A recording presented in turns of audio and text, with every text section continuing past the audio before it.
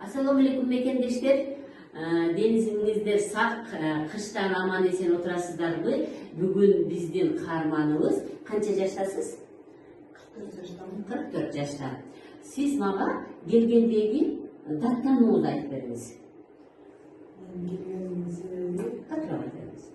көкүрөгүмдө шишик бар болчу, колтугумда без бар болчу, толуктун ортасындай. Ошол себептерден келген. Ооручубу? Кийинки күндөрү бир аз ооруп баштаган. Жок, көптөгө мындай кыйнап ооручу эмес. Ушул жумурткадай нерсе пайда болгонго канча жылда пайда болду сизде? 2016 жылда. 4 жылда. 4 жылдан чоңойдубу? Ооба чоңойду. Ошол азыркысы жумурткадай болчу. Жумурткадай болуп чоңойду. Так. Мындан тышкары алыңыз куруу, аппетит жок, ушундай болдубу, болгон эмеспи? Жок, мындай нервный иштеткеним көп болду да. Болбогон нерсеге эле ачуум келип, ошо орун айынан көп нерсеге кыжаалат болуп эле, ачуум келип эле, ызаланып берчүмүн да. Сиз бизге келгениңизге бүгүн канча күн болду? Бүгүн кудай буйруса 10 жыл болду. 11 күн болду. Сиз келгенден берки эмне өзгөрүү болду, мага ошону гана айтыңыз. Өзгөрүү көкүрөгүмө шишик кичирейип баштады, кудай буйруса. Безди байкасам, без дагы кичирейип баштады. Анан кийин мындай көңүлүм ачылып, көп нерсеге мындай ызаланбаганга, көп нерсени көңүлдөн сырткары кетиргенге, оюмду түзтөгөнгө аракет кылып калдым. Демек сиздин көңүлүңүз ачылып, кичине жашоого көз карашыңыз Жакшы жакка болуп калды. Урматтуу мекендештер, мен азыр ушу түшүндүрүп берейин. Жакыныраак алып келсеңиз, шишик деген сөз бул эми рак.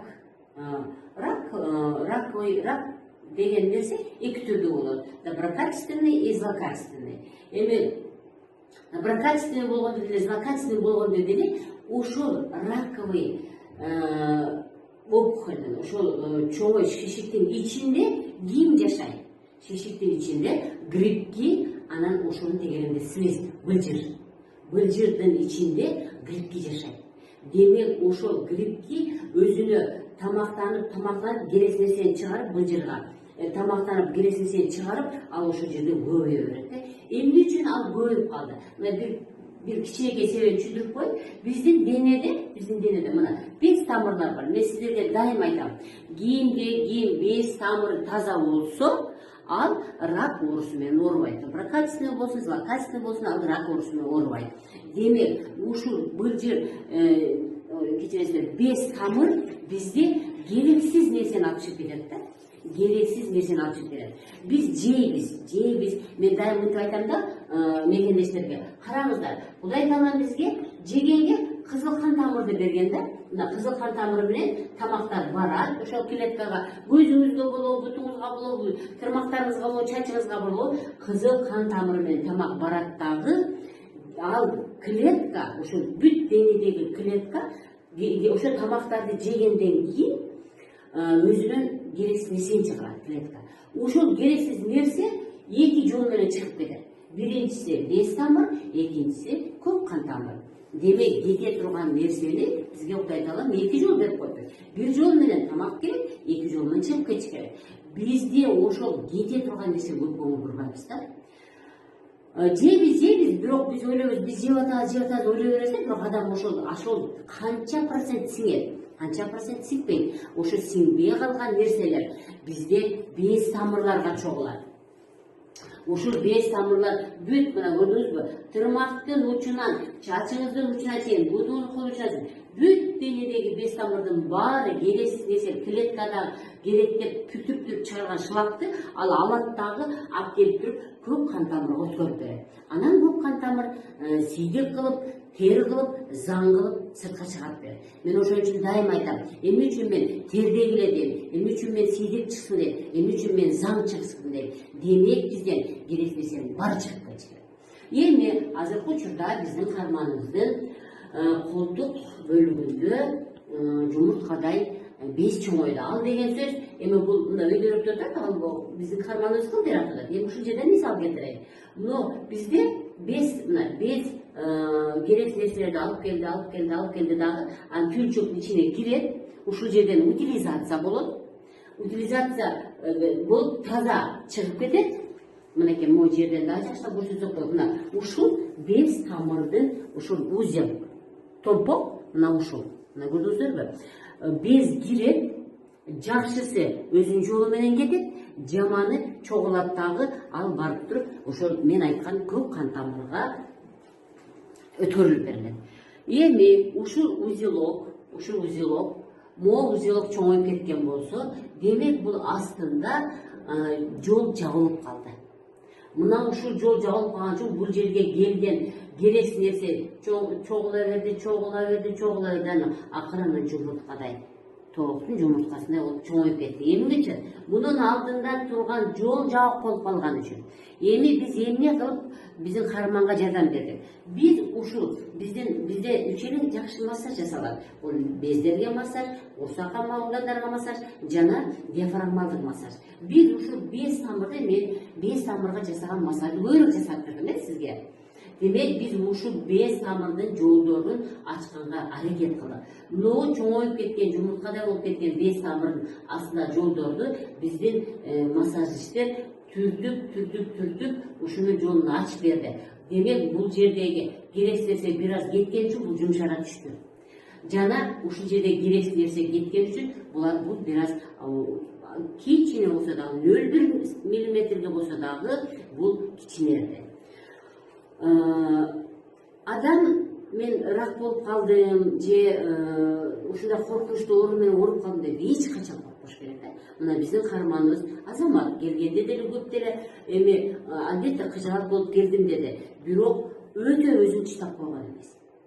Бардык нерсе бул нерв системасына таасир этет да.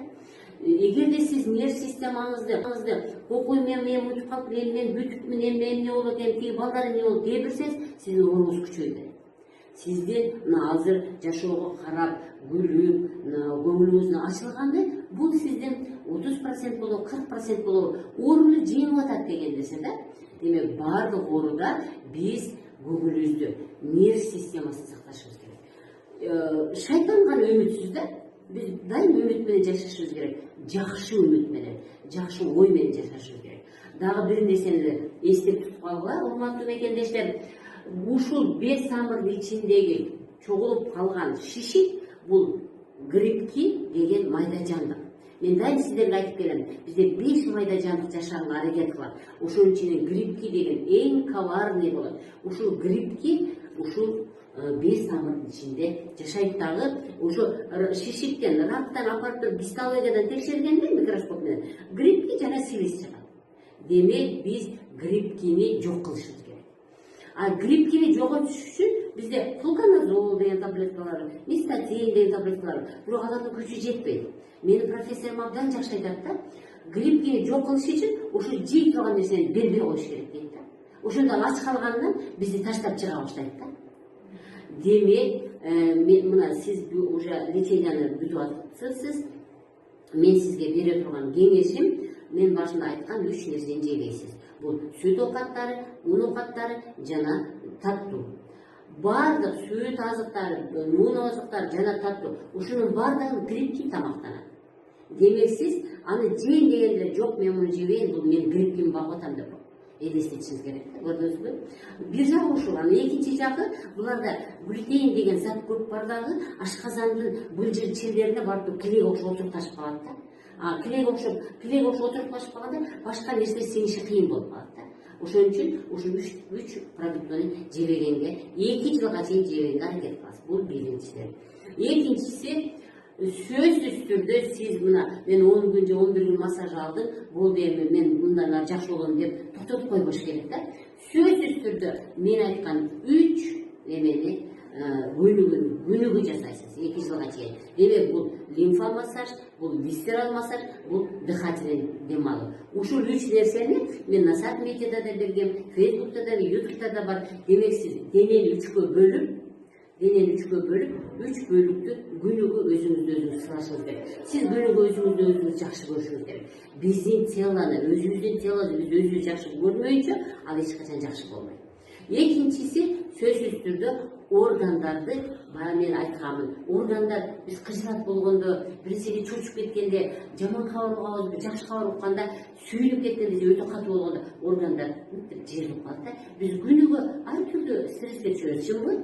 Эшик даже тарс деп жабылса да адам чөчүп кетет. Уже чөчүп кеткенде дагы орган жыйылып калат. Демек биз күнүгө органдар жыйылып калган органдарды күнүгө басып, эртең менен 9 точка бергенмин, ошолорду басып органдарды жыйылган абалдан чыгарышыбыз керек. Үчүнчүсү бул курсак менен дем алуу. Курсак менен дем алуу өтө жакшы дыхание. Муну деген эстегенде эле күндө 10 жолу эстеп коесузбу, 5 жолу эстейсизби? Демек сиз только курсак менен гана дем аласыз. Көкүрөктөр, эч башка жерде катышпайт, только курсак менен гана. Курсак менен. Дагы бир жакшы секирети, демди чыгарганда узагыраак чыгарасыз. Ичиңизди айыгыбай өзүңүздү тартасыз, как будто органдар ооруп кеткенге чейин жасайсыз. Мындан чыкарып сөзсүз түрдө өттү, сөзсүз такай өттүн чыгып турушун жадан бериш керек. Өт жакшы чыкпаса, жакшы тамак сиңбейт.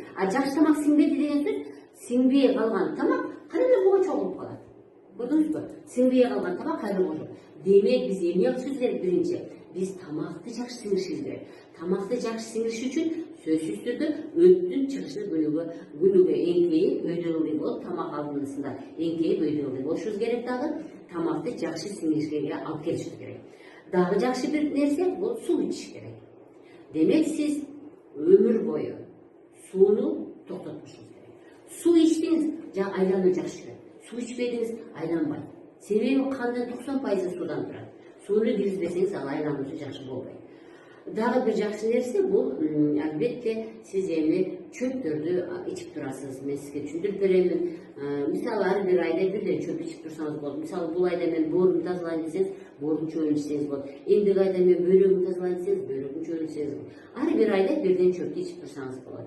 И акыркысы сиз всю жизнь эстеп калыңыз. Бул эч качан ичиңиз катпаш керек. Ич катуу деген сөз бүт бул уже организмде зыяндуу нерсе кайра өзүбүзгө сиңди деген сөз да. Зыяндуу нерсе кайра эле бир безге чогулуп атпайбы? Көрдүңүзбү? Сиздин идак мына безиңиз чоңоюп турган болсо, биз кайра ал жака керексиз тамакты жөнөтүп, сууну бербей, зыяндуу неме ичиңиз катып, токсиндер кайра ошол жака чогулуп калат. Көрдүңүзбү? Демек, сиз менден кеткенде мен бир эле бул биздин каарманга айтпайм. Урматтуу мекендештер, мен баарыңыздарга айтарым да, кимде менден ичине алып кеткен болсо, кимде менди арман кеткен болсо, кеткенден кийин токтотуп койбоңуздар. Сиз токтотуп койдуңуз, кайра мурунку абалыңызга келип аласыз. Ошон үчүн сөзсүз түрдө менден кеткенден кийин дагы ушул бизде жасаган нерселерди өмүрүңүздүн аягына чейин унутпастан жасаңыздар. Саламатта калыңыздар, денingиздер сак болсун.